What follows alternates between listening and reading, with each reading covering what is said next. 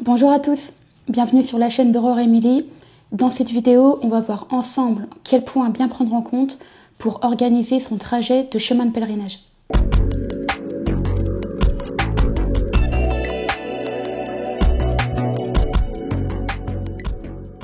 Donc, premier point, la période de marche. En fonction des différentes saisons, vous aurez à gérer différentes intempéries et à emporter le matériel adapté en fonction d'elles. Si vous décidez de bivouaquer également, il faut aussi bien veiller à emporter des affaires de nuit adéquates, notamment au printemps ou en automne. En hiver, on sait qu'on est obligé de prendre du matériel adapté, mais ce qui peut être traître dans ce genre de hors-saison, printemps ou automne, c'est que la journée, il peut faire très chaud et la nuit, par contre, les températures peuvent baisser fortement. Donc ne pas sous-estimer les nuits automnales ou printanières. D'ailleurs, même en été, selon que vous soyez en moyenne ou haute montagne, il faut aussi prendre ce fait en considération, surtout lors des chemins de pèlerinage où les terrains sont très variés. En plaine, quand un t-shirt vous suffira, il vous faudra cette fois-ci une couche plus protectrice. En altitude, les températures baissent très vite. En fonction de la période de marche, un point à prendre en compte par rapport à nos différents besoins relationnels, on n'a pas tous les mêmes. Les chemins de pèlerinage sont plus ou moins fréquentés selon les saisons. Bien évidemment, en été, printemps et début automne, c'est en plein boom.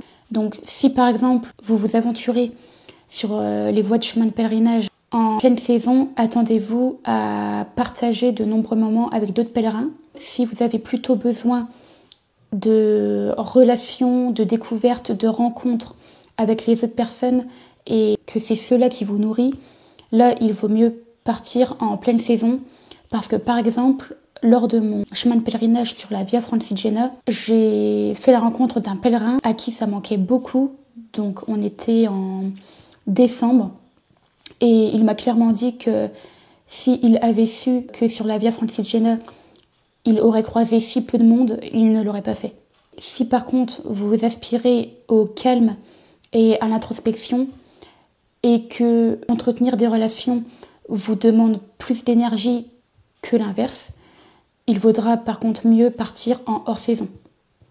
Et enfin, en fonction de la période de marche, par rapport justement à cette fréquentation plus ou moins importante selon les saisons, il faudra bien être vigilant à vos réservations d'hébergement. En été, il vaut vraiment mieux s'y prendre à l'avance parce que les accueils pèlerins, auberges de jeunesse ou autres sont très rapidement pleins. Beaucoup de pèlerins se font avoir et ça vous évitera de devoir marcher presque une demi-étape en plus pour trouver un hébergement ou de vous orienter vers un hôtel qui pèsera dans votre budget. Donc pour ne pas avoir de mauvaises surprises, si vous n'avez pas de tente sur le dos, soyez prévoyants au niveau des réservations.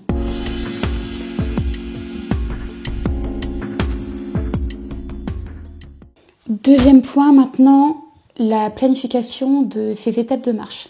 Pour bien les organiser, avant tout, ce sera selon votre emploi du temps, que vous soyez parti pour 1, 2 semaines, 1 mois ou tout le trajet.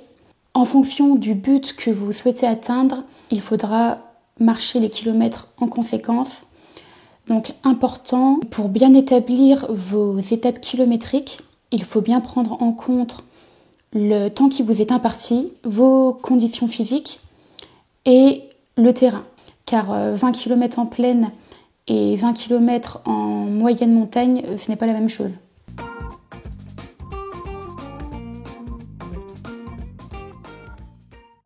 Alors pour ça, vous avez différents moyens de le faire. Sur le téléphone, maintenant, beaucoup d'applications sont accessibles. Vous avez également les toboguides et les cartes. Vous pouvez choisir le moyen qui vous correspond le mieux. Pour vous faire une idée un peu plus poussée et pour vous rassurer aussi, vous pouvez regarder les retours d'expérience et les témoignages d'autres pèlerins.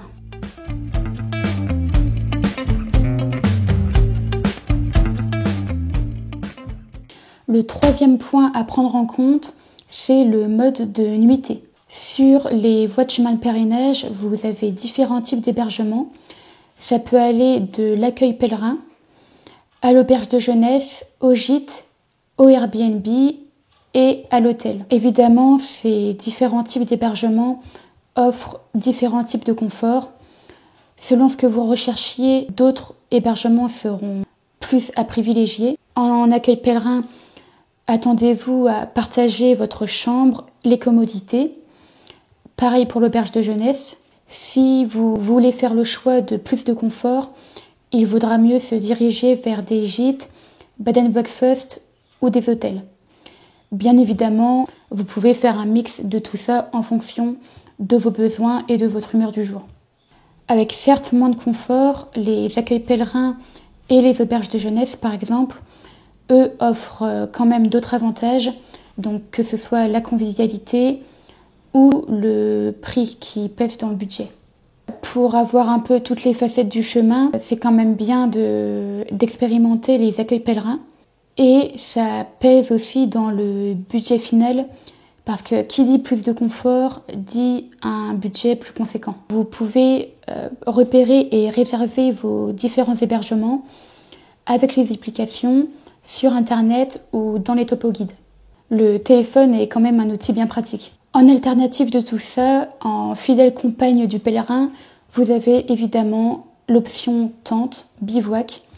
Donc si vous décidez vous aussi de bivouaquer, il faudra à minimum regarder sur les cartes ou sur les applications des zones où vous pouvez bivouaquer, parce que arrivé à l'orée d'une ville, il est de plus en plus difficile de trouver un coin où poser sa tente, et cela peut vous rajouter pas mal de kilomètres en plus jusqu'à un lieu de bivouac propice.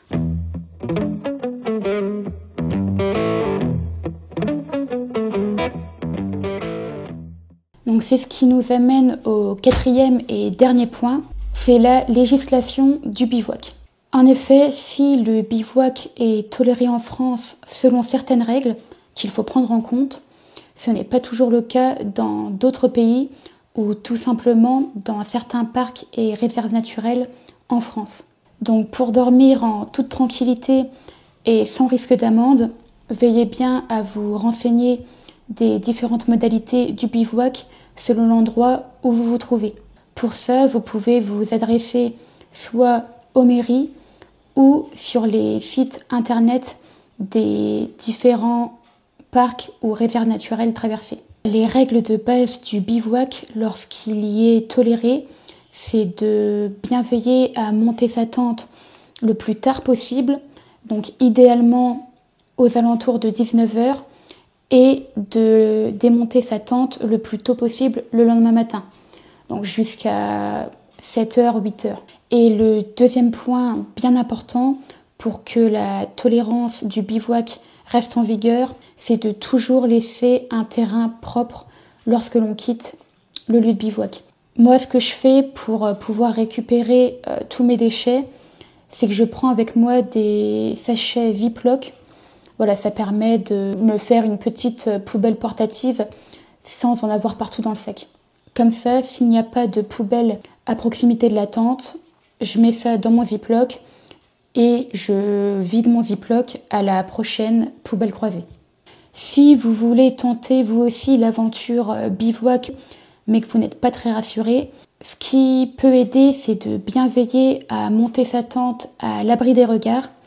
Si par exemple vous croisez quelqu'un qui vous voit monter votre tente et que cela vous inquiète, n'hésitez pas à changer de lieu. Et vous pouvez aussi demander à un particulier d'installer votre tente dans son terrain, dans son jardin. Et voilà, c'est la fin de cette vidéo sur l'organisation de votre trajet en chemin de pèlerinage. Si vous voulez rajouter d'autres points qui vous semblent pertinents, n'hésitez pas à les partager en commentaire et à vous abonner pour ne rater aucune des prochaines vidéos. À bientôt!